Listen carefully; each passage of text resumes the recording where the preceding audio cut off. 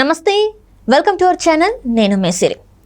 లోకేష్ గారి phone tap చేస్తున్నారు, లేకపోతే హ్యాక్ అయిందని చెప్పేసి ఆ సంస్థ నుంచి అయితే తనకి మెసేజ్ వచ్చిందని చెప్పేసి మనకి వార్తలు వస్తున్నాయి. అయితే తెలంగాణలో ఫోన్ ట్యాపింగ్ వ్యవహారం అయితే ఎంతవరకు వచ్చిందో మనం చూసాము. సో ఇప్పుడు ఆంధ్రాలో కూడా ప్రముఖ నాయకుల ఫోన్ ట్యాపింగ్ జరుగుతుందని అయితే వాళ్ళు చాలాసార్లు చెప్తున్నారు. ఇప్పుడు లోకేష్ గారి ఫోన్ కూడా హ్యాక్ అయిందని చెప్పేసి మనకి వార్తలు వస్తున్నాయి. సో ఇది నిజంగా జరిగింది, అసలు ఏం జరిగి ఉంటుంది? సో ఈ అంశాన్ని మనకు వివరించడానికి మనతో పాటు ఉన్నారు ప్రముఖ సీనియర్ జర్నలిస్ట్ డివిఎస్ గారు. నమస్కారం సార్. నమస్తే సార్, తెలంగాణలో చూసాం ఫోన్ ట్యాపింగ్ ఎలా జరిగింది, ఏంటి, అందులో ఎవరెవరు పాల్గొన్నారు, ఎవరెవరు ఫోన్లు ట్యాప్ చేశారని చెప్పేసి. అండ్ ఇప్పుడు ఆంధ్రాలో కూడా అదే పరిస్థితి నెలకొంది అని చెప్పేసి కొంతమంది నాయకులు అయితే చెప్తున్నారు. కుటుంబ సభ్యుల ఫోన్ ట్యాపింగ్ కూడా జరిగిందని. ఇప్పుడు లోకేష్ గారి పేరు కూడా వినిపిస్తుంది. లోకేష్ గారి ఫోన్ హ్యాక్ అయిందని చెప్పేసి ఆ సంస్థనే అంటే ఫోన్కి ఒక మెసేజ్ పెట్టడం కూడా జరిగింది. ఏదైతే ఫోన్ కంపెనీ ఉంటుందో ఆ కంపెనీ నుంచి వెళ్ళి మెసేజెస్ వస్తున్నాయని చెప్పేసి మనకి వార్తలు వస్తున్నాయి. నిజంగా ఇప్పుడు ఆయన ఫోన్ ట్యాప్ చేస్తే పరిస్థితి ఏంటంటారు అసలు? అంటే ఇప్పటిదాకా నీకు తెలిసింది పెగాసస్. అవును సార్. ఇది జగాసస్. ఓకే. పెగాసస్ టెక్నాలజీ ద్వారా ఫోన్ల ట్యాపింగ్ జరుగుతున్న దీంట్లో ఇప్పుడు అదంతా అయిపోయిన దీంట్లో ఇక్కడేంటి ఆంధ్రప్రదేశ్లో జరుగుతున్న ఫోన్ ట్యాపింగ్ అది జగాసస్ అన్నమాట. ఇప్పుడు యాపిల్ అనే సంస్థ అది ఒక కొత్త టెక్నాలజీని అది ఇంట్రడ్యూస్ చేస్తూ ఎవరి ఫోన్లో అయితే ట్యాపింగ్కి గురవుతున్నాయో ఆ కంపెనీ నుంచి మెసేజ్ వచ్చి సెక్యూరిటీ అలర్ట్. ఇప్పుడు యాపిల్ నుంచి సెక్యూరిటీ అలర్ట్ వచ్చింది ఎవరికి? లోకేష్కి.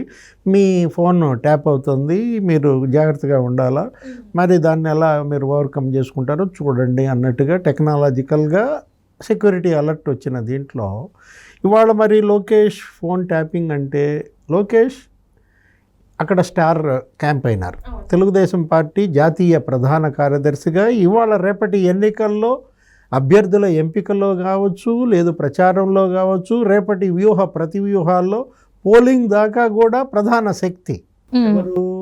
వాళ్ళ నాన్న మరి తెలుగుదేశం అధినేత మాజీ ముఖ్యమంత్రి చంద్రబాబుకి ఆయనే అండా దండ. మనం చూసాం ఆయన జైల్లో పెట్టినప్పుడు లోకేష్ బాబే ఏ విధంగా మొత్తం చక్రం తిప్పాడో, అటు ఢిల్లీలో కానీ ఇక్కడ కానీ. తండ్రి బయటకు వచ్చేదాకా ఒక కొడుకు పడ్డ ఇబ్బందులు, ఒక కొడుకు పడ్డ కష్టం మనం చూసాం. యువగళం పాదయాత్ర చేశాడు, దగ్గర దగ్గర మరి 3000 కిలోమీటర్లు. తెలుగుదేశానికి నూతన జవసత్వాలు ఇచ్చాడు. వైఎస్ఆర్ కాంగ్రెస్ పార్టీ పైన పోరాటం చేస్తున్నాడు. తండ్రిని జైల్లో పెడితే మళ్ళీ జైలు నుంచి విడిపించుకుని బయటకు వచ్చి ఇవాళ రేపు ఎన్నికలకు సన్నద్ధమయ్యారు. ఇప్పుడు ఈ ఫోన్ ట్యాపింగ్ తెలంగాణలో దుమారం నీకు తెలుసు. ఏది? అతను ఎవరు? ప్రణీత్రావు. ఆ డిఎస్పి దగ్గర నుంచి వరుస పెట్టి అరెస్టులు నీకు 7-8 మంది జైల్లో పెట్టారు. ఏది? టాస్క్ ఫోర్స్ హెడ్ రాధాకిషన్ రావు దాకా నువ్వు లెక్కేసుకుంటే సిఐలు ఉన్నారు, ఇన్స్పెక్టర్లు, లేకపోతే అదనపు ఎస్పీలు భుజంగరావు. అక్కడ ఏ విధంగా జరిగింది ఫోన్ ట్యాపింగ్? కేసీఆర్ హయాంలో ఆయన ముఖ్యమంత్రిగా రేవంత్ రెడ్డి ఆయన ఇంటి దగ్గరే ఒక పెద్ద సెంటర్ పెట్టడం, ఒక ఛానల్ ఎంగేజ్ అవ్వటం. ఇప్పుడు ఆ ఛానల్ ఆయన కూడా పారిపోయాడు అనుకుంటా, అతను కూడా రావాలనుకుంటా, రప్పిస్తారు. ప్రభాకర్ రావు రేపు వస్తాడో ఎల్లుండి వస్తాడో, అతను రాక కోసం వీళ్ళు ఎదురు చూస్తున్నారు తెలంగాణలో. ప్రభాకర్ రావు వస్తే ఇంకా అక్కడ ఏం తిరుగుద్దో తెలియదు. తెలంగాణని ఫోన్ ట్యాపింగ్ నీకు అల్లకల్లోలం చేస్తోంది. ఏ విధంగా కేసీఆర్ అక్కడ 10 ఏళ్లలో ప్రతిపక్షాలు, జర్నలిస్టులు వీళ్ళందరూ ఫోన్లు ట్యాపింగ్ చేశారో తెలుసుకున్నారో, సినిమా యాక్టర్లకి కూడా. ఇప్పుడు ఆంధ్రప్రదేశ్లో కూడా అది జరుగుతోంది. ఇది ఇప్పటిది కాదు. తెలంగాణది బయటకు రాకముందే, కేసీఆర్ భాగవతం బయటపడకముందే ఆంధ్రప్రదేశ్లో దాన్ని అలర్ట్ చేశారు. 4 ఏళ్ల క్రితమే మాజీ ముఖ్యమంత్రి చంద్రబాబు తన ఫోన్ ట్యాపింగ్ అవుతుందని ప్రధానికి లేఖ రాశారు. అమిత్ షానే అలర్ట్ చేశారు. అదే కాదు, హైకోర్టు జడ్జీలు వాళ్ళ ఫోన్లు ట్యాపింగ్ జరుగుతున్నాయని అసలు హైకోర్టులోనే పిల్లు వేశాడు జడా శ్రావణ్. హైకోర్టు జడ్జీల ఫోన్లు ట్యాపింగ్ అంటే ఇంకా పీక్ అన్నమాట. దేశంలో అసలు ఇంతవరకు చరిత్రలో చూడాల. సుప్రీంకోర్టు జడ్జీలు, హైకోర్టు జడ్జీల ఫోన్లే ట్యాపింగ్ అనే మాట రావడం మీడియాలో మనం చూసాం. అంటే ఏంటి? జడ్జీలు ఏ తీర్పిస్తున్నారు, వాళ్ళు ఏం వింటున్నారు, వాళ్ళు ఎవరే మాట్లాడుతున్నారు అనేది కూడా మరి ట్యాపింగా? అంతేనా సార్? నిన్న కాక మొన్న ఏం జరిగింది? పురంధేశ్వరి 22 మంది ఐపీఎస్ల మీద అసలు వీళ్ళు వైసీపీ కార్యకర్తల్లాగా పనిచేస్తున్నారని కేంద్ర ఎన్నికల సంఘానికి ఫిర్యాదు చేశారు. అవును సార్.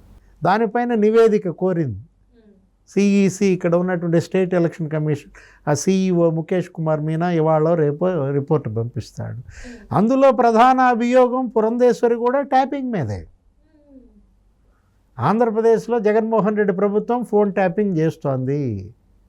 దానికోసం కొల్లి రఘురామిరెడ్డి ఆధ్వర్యంలో, పిఎస్ఆర్ ఆంజనేయులు ఆధ్వర్యంలో, రిషాంత్ రెడ్డి పర్యవేక్షణలో ఒక పెద్ద టీం పనిచేస్తోందని ఆమె మొత్తం ఒక్కొక్కళ్ళ మీద ఒక పేరా ఒక పేజీ చొప్పున ఇచ్చుకుంటూ వెళ్ళింది ఆ రిపోర్ట్.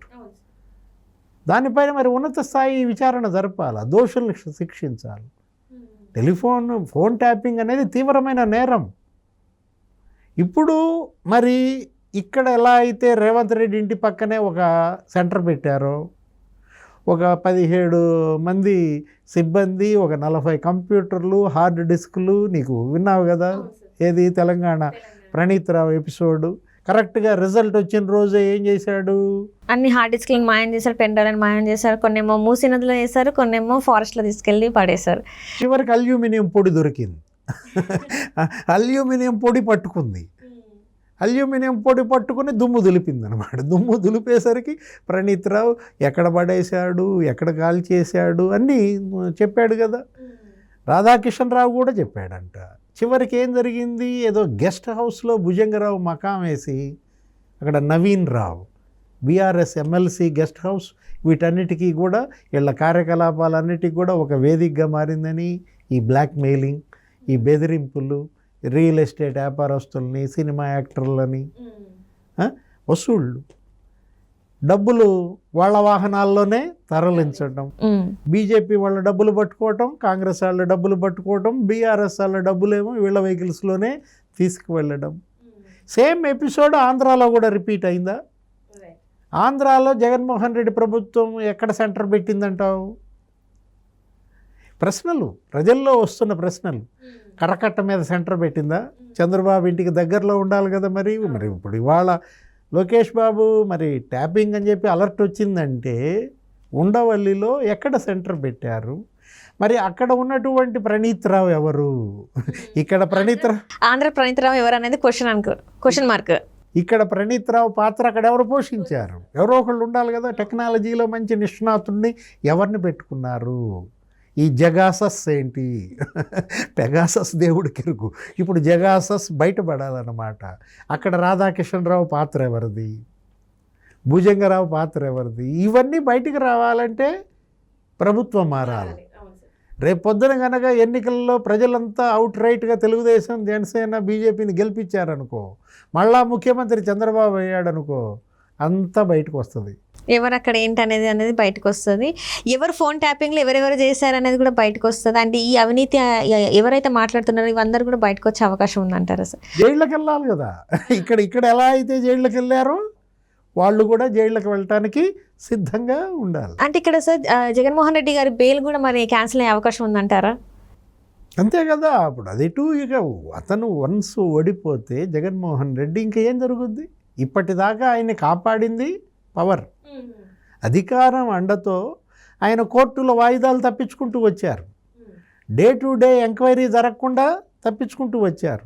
ముఖ్యమంత్రి నేను నా బాధ్యతలు నిర్వహించాలి, నేను బటన్ నొక్కాలి, నేను కనుక వస్తే ట్రాఫిక్ ఇబ్బంది, కోడికత్తి సీన్ కేసులో నువ్వు విన్నావు కదా, నేను వస్తే అక్కడ సంక్షేమ కార్యక్రమాల షెడ్యూల్ దెబ్బతింటుంది, ఎలా సాకులు చెప్పారో. రఘురామకృష్ణరాజు బయట పెట్టారు కదా 3042 వాయిదాలు ఎగ్గొట్టాడు అని. ఇప్పుడు ఆయన అధికారం ఉంది కాబట్టి 5 ఏళ్ళు ఇట్లా నడుపుకుంటూ వచ్చాడు. వన్స్ ఓడిపోతే చూడాలి జైలు, అంతే కదా. ఇప్పుడు ప్రధాని మోడీ అంటున్నారు కదా, అవినీతి పరులు జైల్లోనా బెయిల్ పైన, జైల్లోనా బెయిల్ పైన అంటున్నాడు. ఎవరు? ప్రధాని Modi. Right sir, right. Thank you so much sir.